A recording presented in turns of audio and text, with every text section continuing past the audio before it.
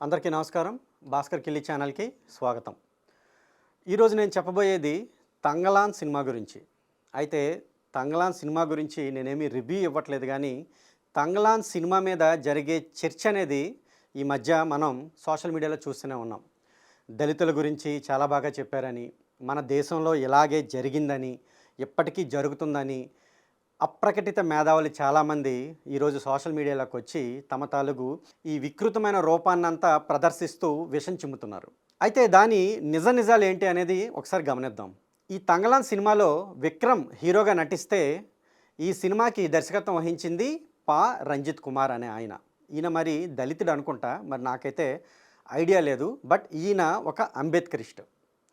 సినిమాకి అసలు సంబంధం లేకపోయినా, సినిమా తాలూకు స్టోరీ వేరేదైనా కానీ దాంట్లోకి ఈ దళితవాదం అనే దాన్ని తీసుకొచ్చి ఈయన రకరకాల తన పైత్యాన్ని ప్రదర్శిస్తూ సినిమా తీశాడు. అయితే సినిమా టేకింగ్ అనేది అయితే చాలా బాగుంది. అది నిజంగా ఒక ఆస్కార్కి వెళ్ళే లెవెల్లో అయితే ఉంది. అక్కడక్కడ కొంత విఎఫ్ఎక్స్ అనేది అంత బాగోకపోయినా కానీ మిగతా టేకింగ్ అయితే బాగానే ఉంది. కొంచెం రా టైప్ ఆఫ్ అప్రోచ్ ఈయన తీశాడు, అంతవరకు ఓకే. కానీ హిస్టారికల్గా ఏదైతే ఇన్ఫర్మేషన్ ఆయన ఇచ్చాడు దానినైతే మనం మరొకసారి రీచెక్ చేసుకోవాల్సిన అవసరం అయితే ఉంది. ఈ సినిమాలో ముందుగానే మనకి ఒక నోట్ అనేది పడుతుంది. అదేంటి అంటే, ఈ సినిమాలో మేము చూపించిందంతా కల్పితం అని అంటూనే ఇంకొక పక్క ఏమన్నారు అంటే, మేము విన్నది చారిత్రాత్మకంగా జరిగింది అనేవి మేము చూపించామని. అసలు కల్పితం అని చెప్తూ మళ్ళీ చారిత్రాత్మకంగా జరిగింది చూపించడం ఏంటో నాకు అర్థం కాలేదు. మరి అసలు ఈ డైరెక్టర్ తాలూకు దృష్టి ఎటువైపు ఉంది, ఈయన ఏం చెప్పాలనుకుంటున్నాడు అనేది క్లారిటీ మిస్ అయింది. ఇది ఫస్ట్ విషయం. రెండవది ఏంటి అంటే, కథ పరంగా చూస్తే 1850 అనే టైంలో బంగారం అనేది ఒక ఏరియాలో దొరుకుతుందన్నమాట. ఆర్కోట్ అనే ఒక జిల్లా దగ్గర దొరుకుతుంది. ఆ బంగారాన్ని సంపాదించడానికి ఈస్ట్ ఇండియా కంపెనీ వాళ్ళు కొంతమంది కూలీలు లేదా కొంతమంది రైతులు అనే వాళ్ళని తీసుకొని వెళ్తారు. వాళ్ళందరూ కూడా అణగారిన వర్గాలు అని చెప్పబడింది. మరి వాళ్ళంతా ఏ కులానికి సంబంధించిన వాళ్ళో మనకు తెలియదు, కానీ వాళ్ళు పేదవాళ్ళు అనేది మనకి ఖచ్చితంగా అర్థమవుతుంది. పేదవాళ్ళందరినీ ఒక దగ్గర పెట్టి ఈ బ్రిటిష్కి సంబంధించిన వాళ్ళు అంటే ఈ మునసబు కానీ లేకపోతే ఇలాంటి పట్వారీలు కానీ ఇలాంటి వాళ్ళంతా కూడా వాళ్ళకి అధిక పన్నులు వేస్తూ వాళ్ళ తాలూకు భూమిని జప్తు చేసుకుంటూ వాళ్ళని కూలీలుగా చేసుకుంటూ వాళ్ళతో తమ పని అంతా చేయిస్తూ ఉంటారు. ఇది కథ. అయితే దీనికి ముందుగా కూడా దాదాపుగా ఈయన ఫ్లాష్ బ్యాక్లకి వెళ్తూ వీళ్ళ ముత్తాత అనే ఆయన కూడా ఆ బంగారాన్ని తీసుకోవడానికి ప్రయత్నించినట్టు, కొన్ని ప్రకృతి శక్తులు అనేవి వాటికి అడ్డుకున్నట్టు ఇలా తీసుకుంటూ ఆయన వెళ్ళాడు. అయితే ఈ ప్రకృతి శక్తి అనే దగ్గర హారతి అనే ఒక క్యారెక్టర్ని తీసుకున్నాడు. దాని తాలూకుది మనకి ఈ డిస్క్రిప్షన్ అంతా కూడా చూస్తే ఈ క్యారెక్టర్ డిస్క్రిప్షన్ బౌద్ధ వాంగ్మయం నుంచి తీసుకున్నట్టుగా మనకు కనబడుతుంది. అయితే బౌద్ధానికి దీనికి ఏంటి సంబంధం? తర్వాత ఆయన హిస్టరీ అని చెప్తూనే చూపించిన కొన్ని ముఖ్యమైన తప్పులను గురించి మనం ఇందులో చెప్పుకుందాం. మొట్టమొదటిది ఏంటి అంటే, వైష్ణవులేమో దళితుల్ని ఆదుకున్నట్టు.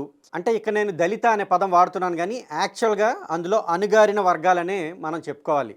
దానికి కులాన్ని అంటిస్తూ దళిత వర్గాలని ప్రస్తుతం ఈ యొక్క సోకాల్డ్ మేధావులు మాట్లాడుతున్నారు కనుక నేను కూడా వారి భాషనే ఇక్కడ వాడుతూ వారు ఎలా అబద్ధాలు చెప్తున్నారు అనేది మీకు నేను వివరించే ప్రయత్నం చేస్తున్నాను. సో ఇక్కడ మనం దళిత అని అనుకుందాం, దళిత కులాలని అనుకుందాం.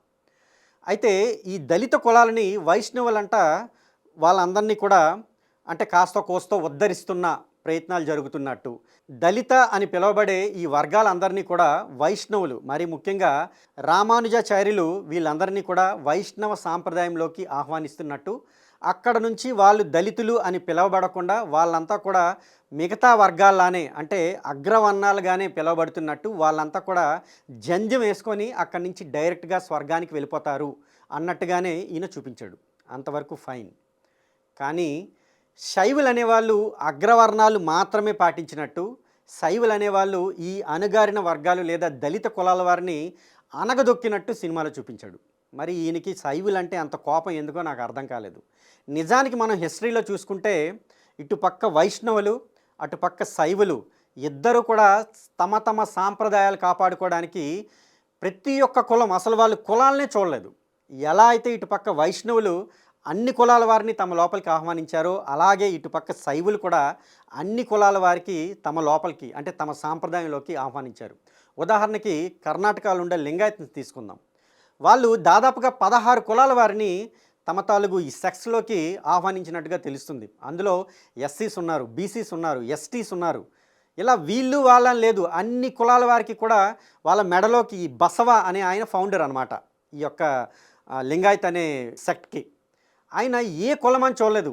ఎవరైతే వాళ్ళు ఈ సంప్రదాయంలోకి రావాలి అనుకున్నారో వాళ్ళందరికీ కూడా మెడలో ఒక లింగాన్ని ఇచ్చేసేవాడు. అక్కడి నుంచి వాళ్ళు లింగాయత్స్‌గా వాళ్ళంతా కూడా పిలువబడేవారు. ఈ రోజుకి కూడా లింగాయత్ అనే వాళ్ళు చాలా పెద్ద పలుకుబడి కలిగి ఉన్నారు కర్ణాటకలో. మరి వాళ్ళందరూ ఎవరు? అణగారిన వర్గాలా? లేకపోతే అగ్రవర్ణాలా? ఎందుకు ఈ రకమైన వివక్ష కావాలని చూపిస్తున్నట్టు? అంటే చాలామందికి ఈ చరిత్ర గురించి తెలియదు కనుక ఇష్టానుసారంగా డైరెక్టర్ చెప్దాం అనుకున్నాడా? ఇంకొకటి ఏంటంటే సినిమా క్లైమాక్స్లో హీరో అంటాడనమాట విక్రమ్, ఇన్నాళ్ళు మేము వర్ణ వ్యవస్థ అనేది మన తాలూకు సమాజంలోకి వచ్చిన తర్వాత మేము కూడా అందులో భాగమైపోయాము. అంతకుముందు మేము కూడా ప్రకృతిని కాపాడే వాళ్ళమే కానీ ఈ ప్రకృతిని ఏదో చేసేద్దాం అనుకునే వాళ్ళం కాదు. ఈ వర్ణ వ్యవస్థలోకి వచ్చిన తర్వాత ఈ వివక్షకి గురై మేం కూడా ఈ ప్రకృతిని వినాశనం చేసే పరిస్థితికి వచ్చాము అని చెప్తాడు. అసలు నాకు అర్థం కానిది ఏంటంటే వర్ణ వ్యవస్థకి ఈ వివక్షకి ఏంటి సంబంధం? వర్ణ వ్యవస్థ ఉన్నప్పుడు ఈ పంచమ అనే ఈ యొక్క కులం అనేది ఉందా? అక్కడ ఉన్నది శూద్ర అనే వ్యవస్థ. మరి ఎక్కడున్నది పంచమల గురించి మాట్లాడుతున్నారు. 1815 అంటేనే ఆల్మోస్ట్ బ్రిటిషర్స్ మనల్ని పరిపాలించే కాలం. ఆ టైంకే మనకి అణగారిన వర్గాలు వచ్చేసాయి, కులాలు వచ్చేసాయి. ఇవన్నీ ఎవరు తీసుకొచ్చారు? బ్రిటిషర్స్ కాదా? కులం అంటే మన దాంట్లో కనబడుతుంది. కులం అంటే అర్థం ఏంటంటే వంశము అని. మన సంస్కృతంలో కులం అంటే వంశము అని అర్థం. అంతేగాని కులం అంటే క్యాస్ట్ అని కాదు. ఈ క్యాస్ట్ అనే పదాన్ని తీసుకొచ్చి దాన్ని జన్మకి ముడిపెట్టి ఇదంతా డ్రామా ఆడిందంతా కూడా బ్రిటిషర్స్. మనకి 4 వర్గాలే ఉంటాయి ఈ వర్ణ వ్యవస్థలో. మరి ఈ 5వ వర్గం ఈ పంచములు అనేవాళ్ళు గురించి మన వర్ణ వ్యవస్థ చెప్పిందా? మరి దానికి దీనికి వీళ్ళు ఎలా కలుపుతారు? అసలు పంచములు ఎలా వచ్చారు? కన్నడ ప్రొఫెసర్ ఒక ఆయన ఆవరణ అనే ఒక నవల రాశారు. ఆయన పేరు భైరప్ప. ఆ ఆవరణ అనే ఆ నవల ఎంత ఫేమస్ అయింది అంటే దాదాపుగా ఇప్పుడు సినిమా కూడా తీస్తారనుకుంటున్నాను.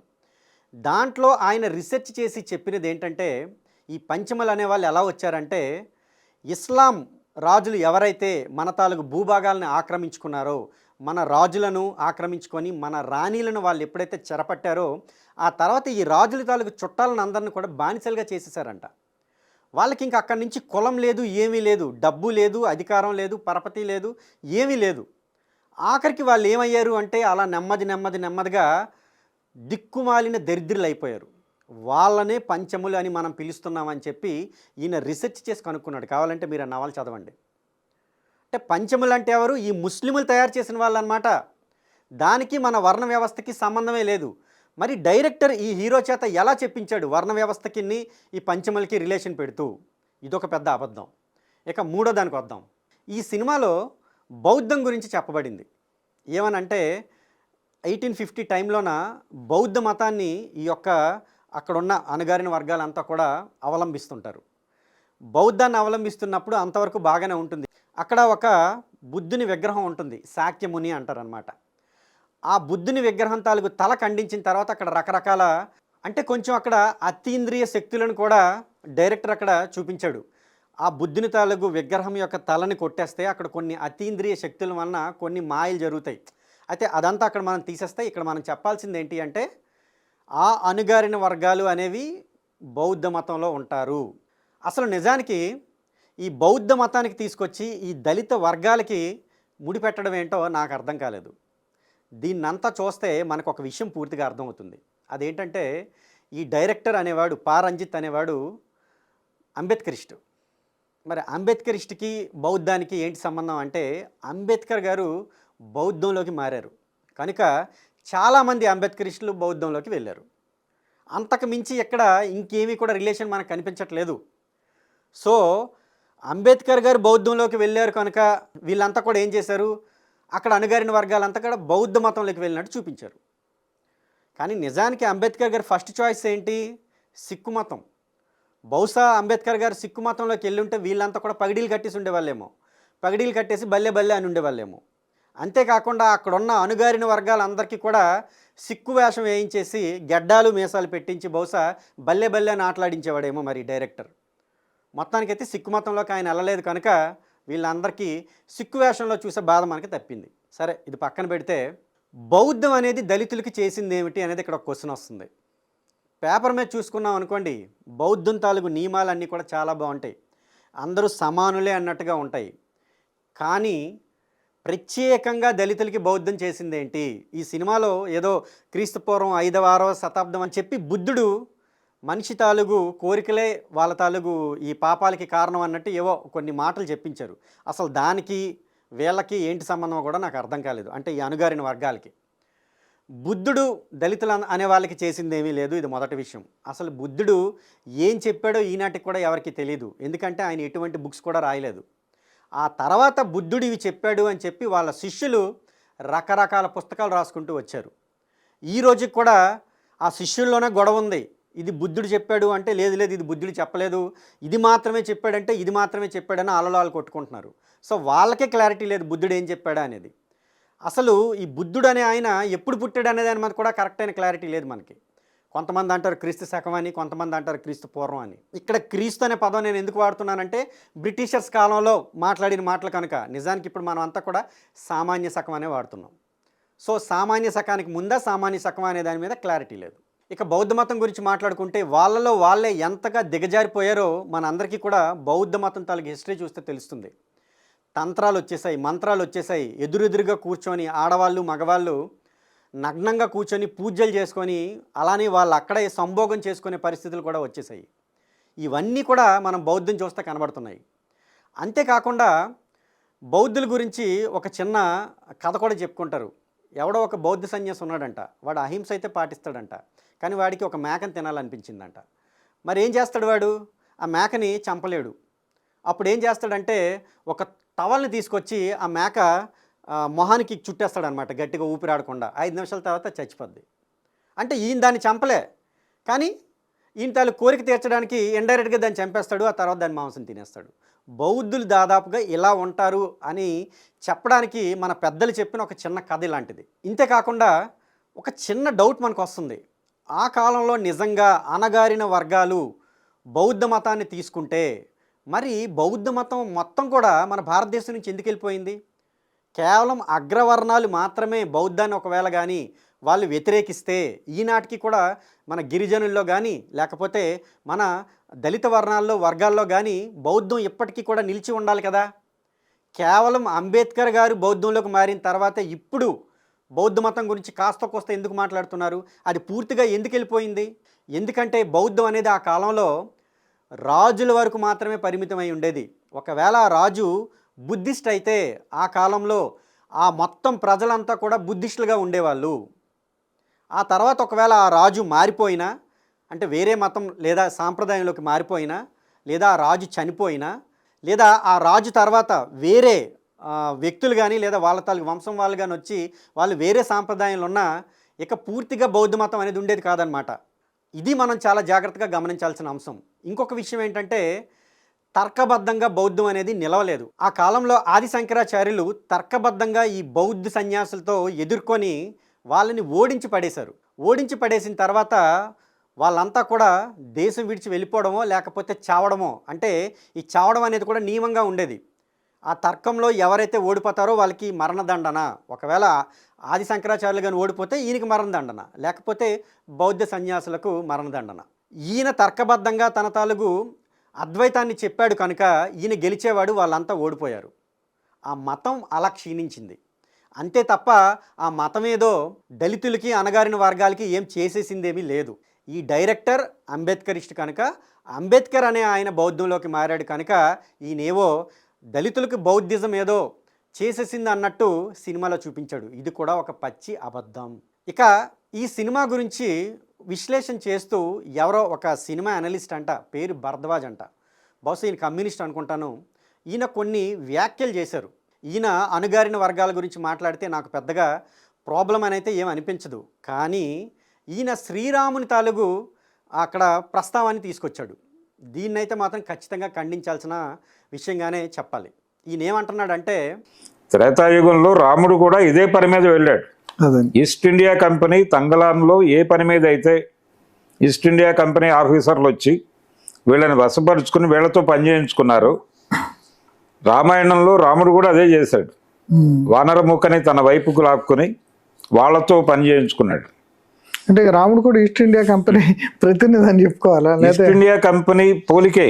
అదే అంటే దోపిడీ శక్తులు ఏవైనా ఒకేలా బిహేవ్ చేస్తాయి అనేది మనకు అర్థం చేయిస్తాడు ఈ సినిమాలో. రాముడి ప్రస్తావన ఆయన ఏం చేయడు, కానీ నేను చెప్తున్నాను ఇది త్రేతాయుగం నుంచి జరుగుతున్నది. అడవుల నుంచి అంటే మూలవాసుల్ని గెంటేయటం అనేది. మీకు రామాయణం పోలికొచ్చింది కాబట్టి రాముడు ఏం చేయాలి, వాస్తవంగా వనవాసం వెళ్ళమని చెప్పింది ఆవిడ కైక. వనవాసం పేరుతో ఆయన అయోధ్య పక్కన ఉన్నటువంటి అడవిలో ఒక ఆశ్రమం నిర్మించుకుని అక్కడే ఉండి తిరిగి వెళ్ళిపోతే సరిపోతుంది. కానీ ఆ పని చేయలే ఆయన. వనవాసం కాదు ఆయన చేసింది, రామాయణం. రామాయణం అంటే రాముడు నడిచిన దారి అని. నడవాల్సిన అవసరం ఏముంది రాముడికి? నడవమని కోరలేదుగా ఆవిడ కైక గారు. ఈయన నడవటం ద్వారా చాలా మందిని మొత్తం యుద్ధమే చేశాడు ఈయన. వాలి సుగ్రీవుల మధ్య యుద్ధము, ఇవన్నీ యుద్ధాలు చేసుకుంటూ త్రిశూరుణ్ణి చంపుతాడు. అనేక విధాలుగా హత్యాకాండ జరుగుతుంది అడవిలో. ఇదంతా చేసి టోటల్గా తన కంట్రోల్లోకి తెచ్చుకుని అప్పుడు వచ్చి పట్టాభిషేకం చేసుకుంటాడు. అంటే రాజసూయం పట్టాభిషేకం చేసుకున్న తర్వాత చేస్తాడు. ముందుగా ఈ అటవీ సంపద మీద, దీని మీద, ప్రకృతి సంపద మీద పట్టు సంపాదించడం కోసం ఈయన బయలుదేరుతాడు. దాదాపు అదే డూప్లికేషన్ ఇక్కడ. ఈస్ట్ ఇండియా కంపెనీ ఎలా అయితే ప్రకృతి సంపదని దోచుకుందో అలానే అంట శ్రీరాముడు కూడా సేమ్ ఈస్ట్ ఇండియా కంపెనీ లాగేనంట అడవిలోకి వెళ్ళి ఈ ప్రకృతి సంపదలన్నీ కూడా దోచుకున్నాడంట. మరి రాముడు ఎక్కడ ఏ విధంగా ప్రకృతి సంపదను దోచుకున్నాడో మరి ఈయనే చెప్పాలి. రామాయణంలో ఎక్కడ రాసుందాలా ప్రకృతి సంపదను దోచుకున్నట్టు. రెండవది ఏంటి అంటే వానరులందరినీ కూడా ఈయన కంట్రోల్ చేసుకున్నాడంట. ఆయన ఆధీనంలోకి తీసుకున్నాడంట. నిజమా? కంట్రోల్ చేసుకున్నాడా ఈయన? ఆధీనంలోకి తీసుకున్నాడా? వాలికి సుగ్రీవునికి గొడవ జరిగితే దానికి రాముడికి ఏం సంబంధం? వాలి తప్పు చేశాడు కనుక ఆయన సుగ్రీవుని వైపు వెళ్ళాడు. వాలి చనిపోయిన తర్వాత ఆ రాజ్యం సుగ్రీవునికి అప్పచెప్పాడు. ఏమన్నా రాముడి కైవసం చేసుకున్నాడా?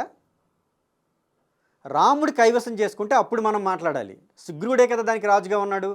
సుగ్రీవుడే కదా రాముడు సీతని పట్టుకొని వెళ్ళిపోతే అన్ని వైపులకి తన తాలూకు వానరుల్ని పంపించాడు. సుగ్రీవుని ద్వారానే కదా అన్ని ఆజ్ఞలు కూడా అమలుపరచబడ్డాయి. మరి ఇందులో రాముడు వశం చేసుకునేది ఏముంది ఇందులో? తర్వాత ఇంకొక మాట ఈయన ఏమంటున్నాడంటే రాముడికి కైక కేవలం వనవాసం చేయమని చెప్పింది. అంటే ఒక వనంలో ఆశ్రమం కట్టుకొని ఉండమని చెప్పింది, కానీ ఈయన మొత్తం నడిచాడు, మొత్తం యుద్ధాలు చేశాడు, అలా చేయమని కైక చెప్పిందా అని ఈయన అడుగుతున్నాడు. నిజమే, వనవాసంలో ఒక ఆశ్రమం పెట్టుకొని అందులోనే ఉండమని చెప్పింది. కానీ అక్కడ ఏం జరిగింది? ఆయన భార్యని రావణుడు పట్టుకెళ్ళిపోయాడు. తన భార్యని రావణుడు పట్టుకెళ్ళిపోయిన తర్వాత కూడా ఈయన ఇంకా ఆశ్రమంలోనే కూర్చొని ఉండాలా? మరి తన భార్యని తెచ్చుకోవాల్సిన బాధ్యత భర్తగా కానీ లేకపోతే రాజుగా కానీ ఆయనకి లేదా? అంటే ఈయన అంత బండగా ఎంత వితండవాదం చేస్తున్నాడో మీకు అర్థమవుతుందా? ఆయనకు అలా చేయాల్సి వచ్చింది ఎందుకంటే రావణుడు అనేవాడు తన భార్యని పట్టుకెళ్ళిపోయాడు కనుక. అందువల్లనే ఆయన బయటకు వెళ్ళి లంకకు వెళ్ళి అక్కడ రావణుడిని చంపి తన తాలూకు భార్యని తెచ్చుకోవాల్సి వచ్చింది. ఇంకా ఈయన ఏమంటాడంటే ఈ అడవిలో మొత్తం చాలామంది నేను చంపేశాడు అని అంటున్నాడు.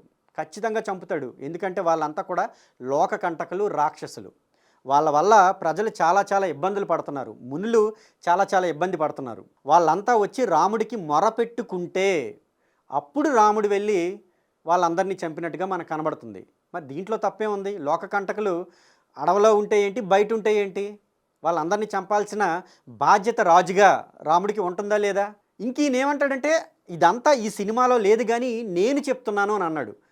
ఇప్పుడు నాకు ఇంకొక అనుమానం వస్తుంది. ఇది నేను చెప్తున్నా, సినిమాలో లేదు. ఈ భరద్వాజ్ అనే ఆయన ఆ బ్రిటిష్ వాడికి పుట్టినట్టుగా నాకు అనిపిస్తుంది. ఆ సినిమాలో ఉన్న ఆ బ్రిటిష్ అధికారికి. ఆ విషయం అయితే డైరెక్టర్ చెప్పలేదు కానీ నాకు ఆ బ్రిటిషర్లో వీడి తాలూకు పోలికలు కనబడుతున్నాయి అన్నమాట. మరి దీనికి మీరేమంటారు భరద్వాజ్ గారు? మరి దీన్ని మీరు నిజమంటారా? సినిమాలు ఇదైతే చెప్పలేదు. మీకు ఎలా అయితే సంబంధం లేకపోయినా రాముడు కంట్రోల్ తీసుకున్నాడు, రాముడు అడవులన్నీ దోచేశాడు, ఈస్ట్ ఇండియా కంపెనీ వాడని మీరు అంటున్నారు కదా, అదే ఈస్ట్ ఇండియా వాడికి మీరు పుట్టినట్టుగా నాకు అనిపిస్తుంది. మీరు ఎలా అయితే లాజిక్ లేని మాటలు మాట్లాడుతున్నారో అదే లాజిక్ని తీసుకొని నేను కూడా లాజిక్ లేని మాటలు మాట్లాడుతున్నాను. మరి దీనికి మీరు ఒప్పుకుంటారా? దీనికి మీరు ఒప్పుకుంటే దానికి మేము ఒప్పుకుంటాం. ఇలాంటి పిచ్చి పిచ్చి మాటలు మాట్లాడి మీ తాలూకు గౌరవాన్ని కానీ లేకపోతే మీ తాలూకు పెద్దరికాన్ని కానీ అనవసరంగా చిన్నబుచ్చుకోకండి. మీకు ఏదైనా ఒక విషయం మీద కూలంకుషంగా మాట్లాడాలనుకుంటే ముందు దాని మీద రీసెర్చ్ చేయండి, వాస్తవాలని తీసుకురండి, వాటి గురించి మీరు మాట్లాడండి. అప్పుడు ఎవరైనా ప్రజలు హర్షిస్తారు.